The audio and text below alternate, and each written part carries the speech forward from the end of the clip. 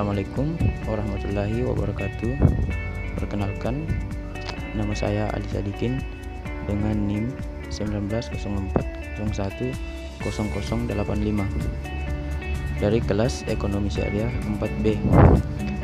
Jadi pada kesempatan ini saya akan memaparkan materi dari mata kuliah Aspek Hukum Ekonomi mengenai perusahaan, go publik, dan pasar modal. Jadi langsung saja teman-teman, kita simak videonya. Perusahaan go publik. Yang dimaksud dengan go publik adalah penawaran yang dilakukan oleh suatu perusahaan agar saham yang dimilikinya dapat dijual dan dimiliki oleh masyarakat luas dengan cara yang sesuai dengan peraturan perundang-undangan pasar modal yang berlaku dalam pelaksanaannya. Selanjutnya, manfaat perusahaan go publik. Yang pertama, memperoleh sumber pendanaan baru. Yang kedua, memberikan keunggulan kompetitif untuk pengembangan usaha. Yang ketiga, melakukan merger atau akuisisi perusahaan lain dengan pembiayaan melalui penerbitan saham baru. Yang keempat, peningkatan kemampuan going concern atau mampu bertahan di segala kondisi ekonomi. Yang kelima, meningkatkan citra perusahaan atau company image.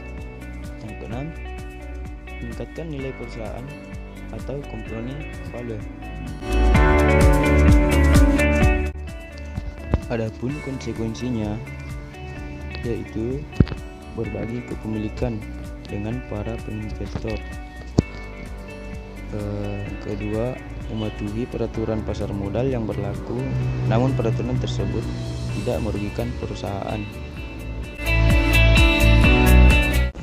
Selanjutnya kita masuk ke pasar modal, di mana pasar modal ini merupakan pasar keuangan untuk dana-dana jangka panjang, dan dalam arti sempit merupakan pasar yang konkret, pasar uang atau money market, berkaitan terutama dengan instrumen keuangan jangka pendek maupun jangka panjang, dan merupakan pasar yang abstrak.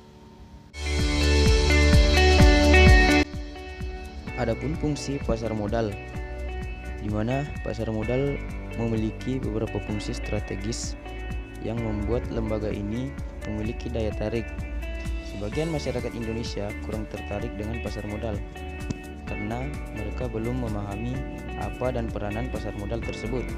Pada dasarnya, terdapat 4 peranan strategis dari pasar modal, yaitu sebagai sumber penghimpunan dana, sebagai alternatif investasi para pemodal atau investor, kemudian penghimpun dana modal, pasar modal relatif rendah, dan pasar modal akan mendorong perkembangan investasi.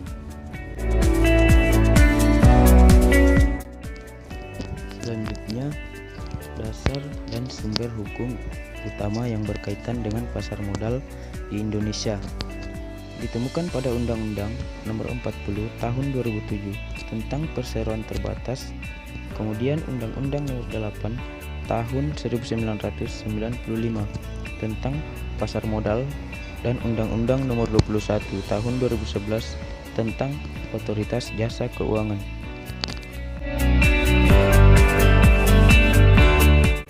Dari dasar dan sumber hukum yang dijelaskan di atas, ada beberapa lembaga yang berperan dalam hal tersebut. Yang pertama, Kementerian Keuangan. Kementerian Keuangan berperan menentukan kebijakan umum penyelenggaraan pasar modal. Yang kedua, Otoritas Jasa Keuangan atau OJK.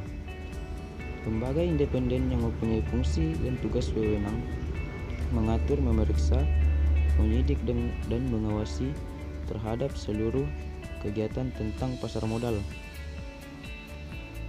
Yang ketiga, Bursa Efek Indonesia atau BEI. BEI atau Indonesia Stock Exchange atau IDX adalah pihak yang menyelenggarakan dan menyediakan sistem dan sarana untuk mempertemukan pembeli dan penjual efek. Yang keempat, Lembaga Clearing dan Penjaminan atau KPEI. Dengan adanya KPEI, kita dapat memiliki saham pada saat itu juga, pada detik itu juga, pada saat melakukan pembelian saham dan penjualan saham.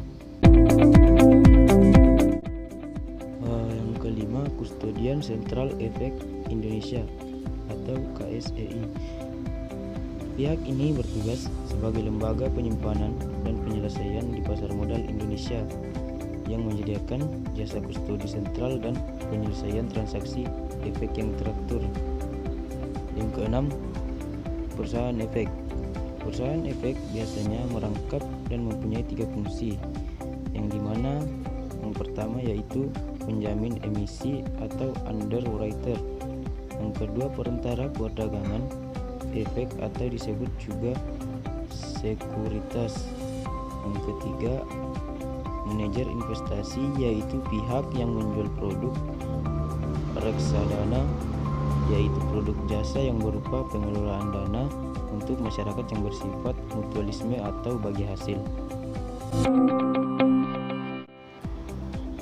Demikian materi yang dapat saya sampaikan. Apabila ada salah kata mohon dimaafkan. Saya akhiri, wabillahi taufiq wal hidayah. Assalamualaikum warahmatullahi wabarakatuh.